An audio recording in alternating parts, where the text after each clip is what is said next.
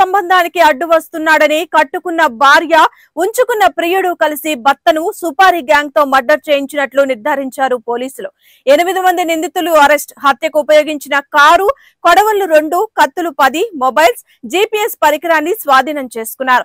2 తెలుగు రాష్ట్రాల వ్యాప్తంగా సంచలనం సృష్టించిన హత్య కేసుని అతి తక్కువ సమయంలో ఛేదించిన జోగులాంబ గద్వాల్ పోలీసులు మీడియా సమావేశంలో వివరాలను వెల్లడించారు జిల్లా ఎస్పీ టి శ్రీనివాసరావు. కర్నూలు పంచలింగాల ఏరియాలో అదే వెహికల్ లో డెడ్ బాడీని తీసుకెళ్లి తిరుమలకు చూపించడం జరిగింది.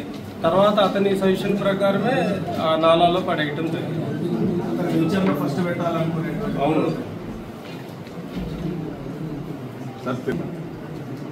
కానీ ఫ్రెండ్ సర్కిల్లో కానీ ఫ్యామిలీ మెంబర్స్ లో కూడా తేజేశ్వర్ ఒక చాలా నైస్ జెంటిల్మెన్. సో అతను ఈ రకమైనటువంటి కాన్స్పిరసీని అతను విజువలైజ్ చేయలేదు. సార్, గద్వాల జిల్లాలోనే ఎక్కువ సుఫారీ గ్యాంగ్ మర్డర్స్ చేస్తుంది సార్. దీని మీద మీ నిఘా ఏం విఫలమవుతుందా లేకుంటే ఏమవుతుంది? వచ్చినటువంటి క్రైమ్ హిస్టరీ ఏం లేదు. కేవలం ఒక చీటింగ్ కేసు ఒకటి ఉంది కర్నూలు ఏరియాలో.